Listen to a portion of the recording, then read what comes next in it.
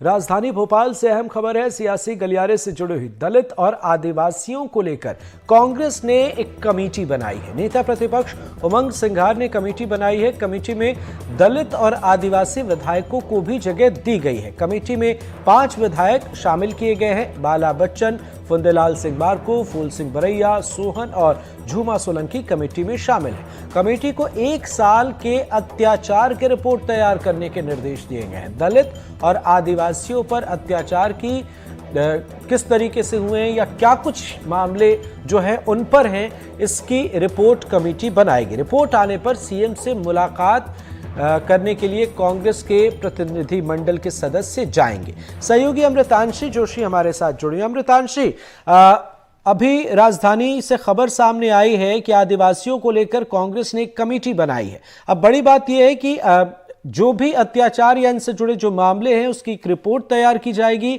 उसके बाद कांग्रेस का प्रतिनिधिमंडल सीएम से मुलाकात करेगा। इस खबर को किस तरीके से देखें? बिल्कुल, देखिए, विपक्ष के तौर पर कांग्रेस अपनी भूमिका निभाती हुई यहाँ पर नजर आ रही है और जिस तरह से सागर में जो चीजें हुई पिछले दिनों, उसको लेकर कांग्रेस काफी ज्यादा हमलावर है। जीतू पटवारी, दिग्विजय सिंह जैसे तमाम नेता सागर पहुंचे थे पीड़ित परिवार के पास और वहां पे सांत्वना भी उन्होंने दी, लेकिन उसके बाद बयानबाजियों का दौर शुरू हुआ था। मध्य प्रदेश में कोई भी घटनाक्रम पर सियासत ना हो, ऐसा हो नहीं सकता। मध्य प्रदेश में कांग्रेस के आरोप हैं कि दलित और आदिवासियों पर अत्याचार बढ़ रहे हैं, ऐसा कांग्रेस का कहना है और इसी को लेकर कांग्रेस जो है वो सत्ताधारी दल को घेरने की तैयारी कर रही है। नेता प्रतिपक्ष उमंग सिंघार, जो कि खुद आदिवासी हैं, उन्होंने एक 5 सदस्यीय कमेटी का गठन किया है और इस 5 सदस्यीय कमेटी में दलित और आदिवासी विधायकों को शामिल किया गया है।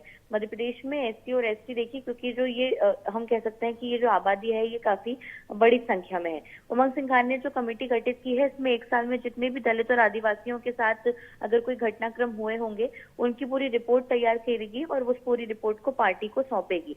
इसके बाद अगर बात की जाए तो ये जो रिपोर्ट है, इसको लेकर कांग्रेस का जो प्रतिनिधि मंडल है, ये जो है जाहिर तौर पर सत्ता के मुखिया के पास जो है वो जाएगा। ऐसा कांग्रेस के जो तरफ से लेटर जारी किया गया है इस पूरी कमेटी के गठन को लेकर, उसमें लिखा गया है।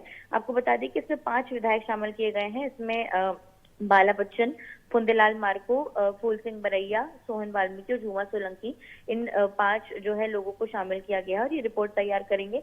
हाल ही में जो सागर में घटना हुई है, जो नितिन के परिवार के साथ हुआ, पहले नितिन के साथ हुआ, उसके बाद उनकी एक जो बहन थी उसने जो है वो आत्महत्या कर ली। उनके जो चाचा थे राजेंद्र, उनकी पीट के हत्या कर दी गई, ऐसा आरोप है।